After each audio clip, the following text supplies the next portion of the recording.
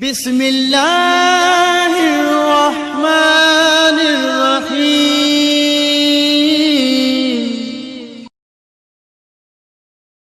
अऊज़ुबिल्लाहि मिनश्शैतानिर्रजीम। बिस्मिल्लाहिर्रहमानिर्रहीम।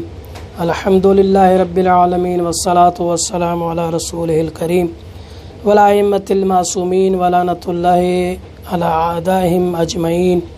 अम्मा बाद, मोहतरम नाज़रीन किराम, एतिकाफ़ जे मौज़ू जी अॼु ॿी नशिस्त में तव्हांजी ख़िदमत में हाज़िर आहियूं। गुज़श्ता नशिस्त में असां एतिकाफ़ जूं शराइतनि मंझां ॿ शर्तूं बयानु कयूंसीं। पहिरीं शर्त हुई एतिकाफ़ फ़क़ति ऐं फ़क़ति अल्लाह जे लाइ हुजे। ॿी शर्त हुई एतिकाफ़ मस्जिद में ई थी सघे थो, ॿी कंहिं जाइ ते नथो थी सघे। अॼु टीं शर्त तव्हांजी ख़िदमत में बयानु कंदासीं। एतिकाफ़ जी टीं शर्त इहा आहे त इंसान एतिकाफ़ में रोज़े जी हालत में हुजे।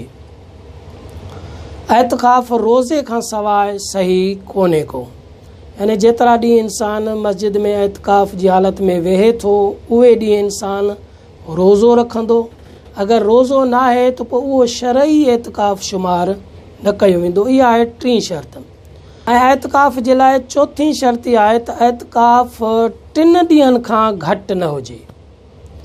इंसान अगरि एतिकाफ़ जी नियत सां मस्जिद में वेहे थो त उहो 3 ॾींहंनि खां घटि न हुजे। मसइलन अगरि कोई 2 ॾींहं एतिकाफ़ जी नियत सां वेहे थो त इहो बि एतिकाफ़ शरई एतिकाफ़ शुमार न थींदो। इहा आहे असांजी चौथीं शर्त त एतिकाफ़ में ज़रूरी आहे त 3 ॾींहं हुजनि घटि में घटि। वधीक इंसान एतिकाफ़ करे सघे थो, 5 ॾींहं 7 ॾींहं 10 ॾींहं बि एतिकाफ़ करे सघे थो या उन खां वधीक बि करे सघे थो, पर 3 ॾींहंनि खां एतिकाफ़ घटि न हुजे।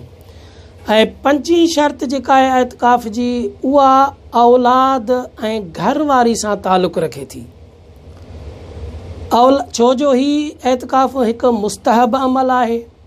इन में औलाद जे लाइ ज़रूरी आहे त औलाद पंहिंजे वालिदैन खां इजाज़त वठे, घरवारी पंहिंजे शौहर खां इजाज़त वठे।